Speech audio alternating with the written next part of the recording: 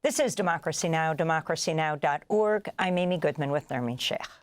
May Day demonstrations are underway worldwide, with mass protests across the United States today focused on workers' rights and resistance to the Trump administration's crackdown on immigrants and asylum seekers, including the transfer of over 230 men to El Salvador's terrorism confinement center, CCOT, infamous for its human rights abuses. The protests come amid reports the Trump administration is seeking to send immigrants with criminal records to Rwanda and Libya. That's according to CNN, which also reports the U.S. is seeking to send some asylum seekers apprehended at the U.S. border to Libya, including people with no criminal records. This is Secretary of State Marco Rubio speaking at a cabinet meeting Wednesday, sitting next to President Trump. We are actively searching for other countries to take people from third countries. So we are actively, not just El Salvador, we are working with other countries to say, we want to send you some of the most despicable human beings to your countries. Will you do that as a favor to us? And the further away from America, the better, so they can't come back across the border. This week, President Trump said he has the power to bring back Maryland father Kilmar Abrego Garcia, who the U.S. government admitted to expelling to an El Salvador prison in error, but that he will not do so, despite court orders. It's been 2 months since the Trump administration rounded up and transferred 238 Venezuelan immigrants from the U.S. to the notorious maximum security mega prison in El Salvador.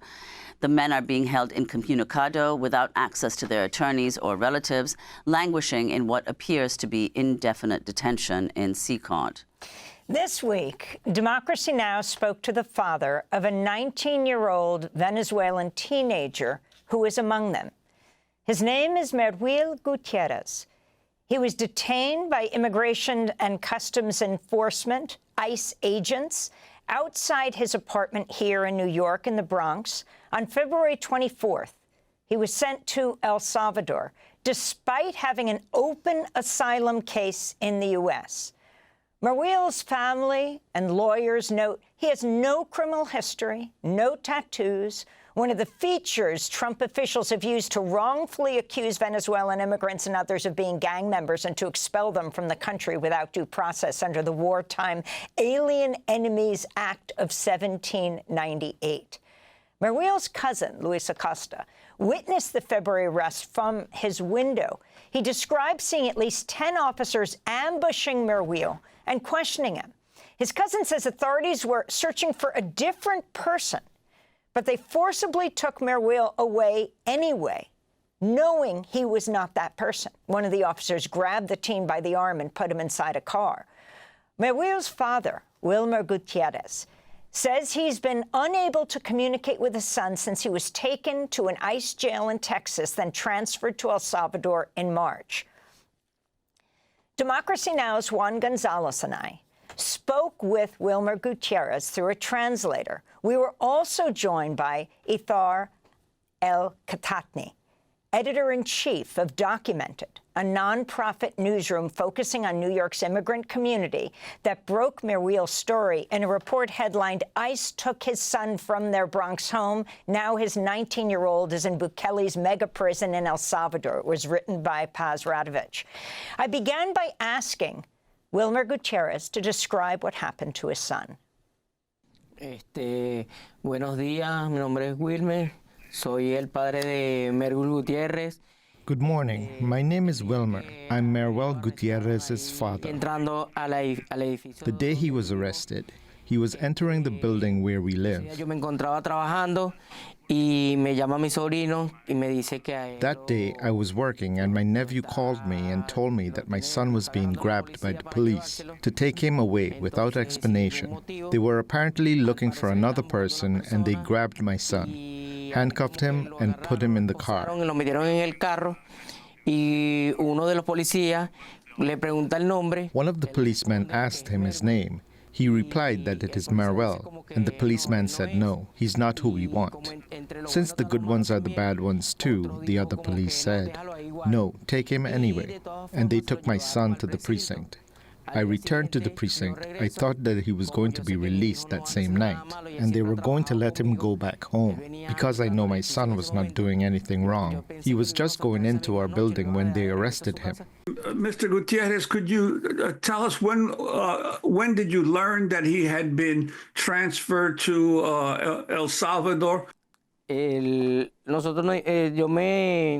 Me enteré cuando lo mandaron a El Salvador. I found out that they had sent him to El Salvador when he contacted me Saturday morning. El día sábado en la mañana. Y de allí no tuve más comunicación. And from that point on, I had no further communication with him. Salieron los vuelos a El Salvador que habían llevado un grupo. When they were sending flights to El Salvador, we learned that they had taken a group of Venezuelans.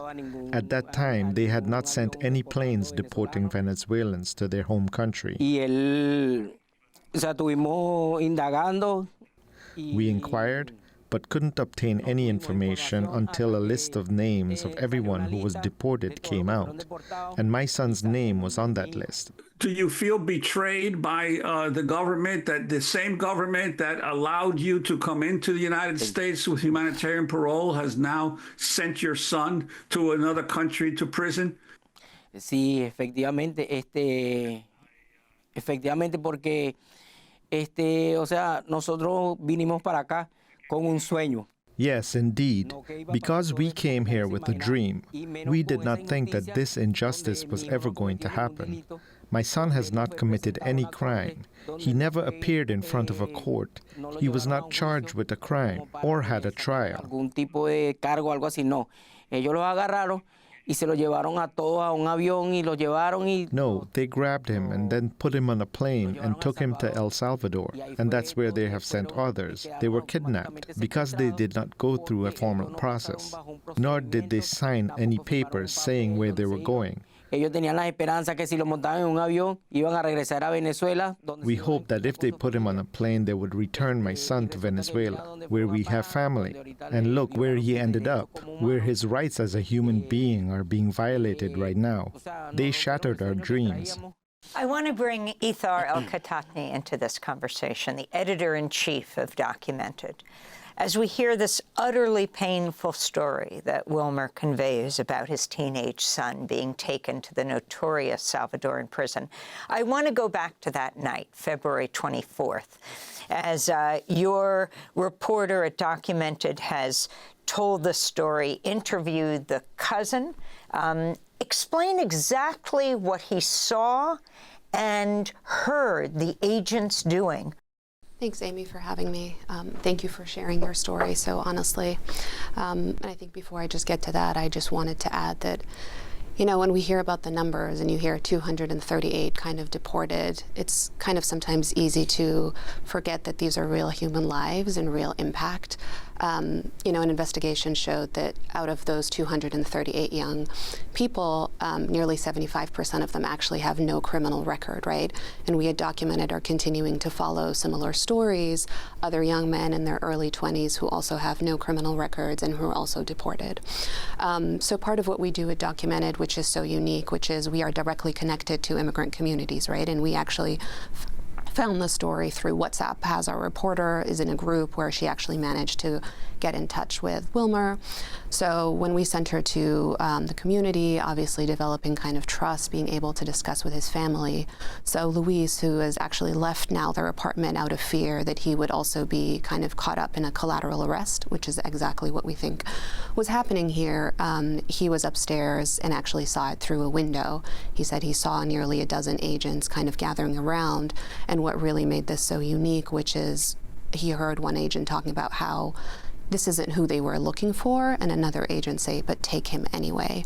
And I would say that kind of pervasive fear that we're seeing now in immigrant communities, which is even if you have no criminal record, even if you have status, even if you have a legal case, even if the Supreme Court has argued that you have a right to argue against your deportation, you might still be taken away.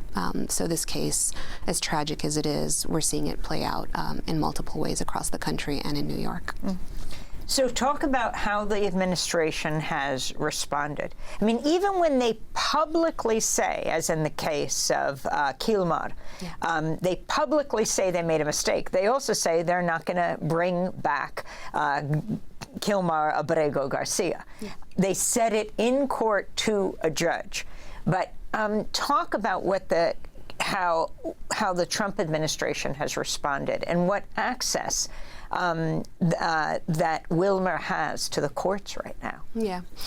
I would say that in this case, the administration talked about it being an administrative error, right? And having no right, which is a step kind of even beyond. In Kilmar's case, that it was an administrative error and that we can't do anything.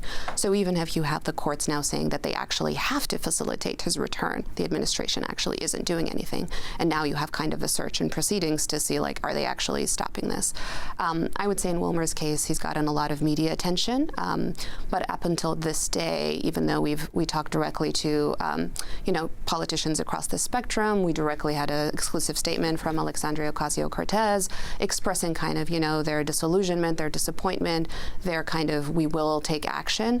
To this day, there really has been no update on the case. The lawyer in the case involved has no updates. We still don't actually know if he's fully what his situation is, what he is. And again, to remind everybody, he is 19 years old, Venezuelan, deported to a prison, not even in his country. And despite the media attention, there really has been no update as of yet. Wilmer, I know how incredibly hard this is for you. Talk about your decision to speak out. Bueno, yo estoy haciendo esto que se haga sentir en el mundo entero por la violación que le hicieron a todos los venezolanos. Well, I am doing this so that the violation that they did to all Venezuelans, including my son, is known throughout the world. Because it is really anti-human that they grab the person and treat them as they please and violate their rights. If they do not want us here, they should deport them to their native country, not send them to a prison, because they are not terrorists. They are not gang members. They do not belong to any gang or anything like that. So they are violating my son's rights and they are damaging his mind. Están estropeando la mente. Imagínese, mi hijo es un niño todavía, porque usted lo puede ver así, pero él es un niño, en su mentalidad tampoco ha madurado. Y ahorita le están estropeando su mente. Imagínese usted. My son is still a child. His mentality has not matured yet. And right now they are damaging his mind. Imagine what he is feeling at this moment there. Every day he wakes up knowing that they have not yet taken him out of that place where they have kidnapped him, where they are violating his human rights. I decided to speak out because I really want this to be heard, even by the president of El Salvador himself. And we asked him to respect those Venezuelans, because my son has nothing to do with all this. He has not had any problem with that country, and the president of El Salvador should release him. Wilmer, talk about the risk you're taking in coming forward. Are you afraid that you could be next, even if your son was mistakenly taken? Bueno, el miedo es una cosa que nos inculcan, como quien dice, pero miedo no tengo, porque si mira lo que está pasando a mi hijo. Well, fear is something that they instill in us. But I am not afraid, because if you look at what is happening to my son, and if something happens to me, the only thing that matters is that at least I made people aware of what has happened to my son. I made them understand that the government is violating the laws. De las personas que estamos hablando por nuestros familiares. And if they do something against people like myself, who are advocating for our relatives, then they will realize that what they are doing is a violation of human rights, because they do not want to respect the laws. They are violating them. The courts told them not to fly those planes to El Salvador, and they still did it. We can imagine what is going to happen going forward if they do not put a stop to this government, because they are violating all the laws and doing whatever they want. Have you ever been apart from Merwil this long, for 2 months? No, Merwil y yo siempre. Merwil and I have always been practically like brothers, always together, until now that they have separated us. Do you have hope that he'll be released, that you'll see him here again? Merwil y yo, por lo menos, toda la vida hemos vivido juntos. Él siempre ha andado conmigo. Lo único... Merwil and I have lived together all our lives. He has always been with me, and the only time we weren't together is when he was in classes in high school, focusing on his studies. He would always walk with me, work with me. When we were still living in Venezuela, we were always together. And as I am telling you now, we had never been separated until now they have separated us, and it is very hard. If you could talk to your son right now, if you could talk to Merwil, look right into the camera, and what would you say to him? Bueno, mi mensaje para Merwil. Well, my message to Merwil, if he hears me, he is to be strong. Que Dios está con nosotros y que estamos haciendo todo lo posible para que él salga de allá pronto. God is with us, and he needs to know that we are doing everything possible to get him out of there soon. His family in Venezuela is doing everything they can. Just like me here, I am making my voice heard so that it is heard and reaches the ears of everyone, and that justice is done, because I told you, from my heart, he is not a criminal. Not all Venezuelans are doing what Trump's government says we are doing, and I hope they have a little respect for that too. If they want to send everyone to their home country, do it with due process, not how they are doing it, as if we were criminals. Even animals don't deserve that. They treat us as if we were a commodity. And from my heart, I tell Merwil that we are doing everything possible and that we will be together soon. Wilmer Gutiérrez, father of 19-year-old Merwil Gutiérrez, who was detained by Immigration and Customs Enforcement by ICE agents outside his apartment here in New York in the Bronx on February 24th, and was sent to El Salvador, despite having an open asylum case in the U.S. He has not been heard from since. At CCOT, they're kept incommunicado. We'll link to the report on this case by Documented. Headlined, ICE took his son from their Bronx home, now his 19-year-olds in Bukele's mega prison in El Salvador. And you can go to our full interview with Wilmer about Merwil at our website in Spanish at democracynow.org/es.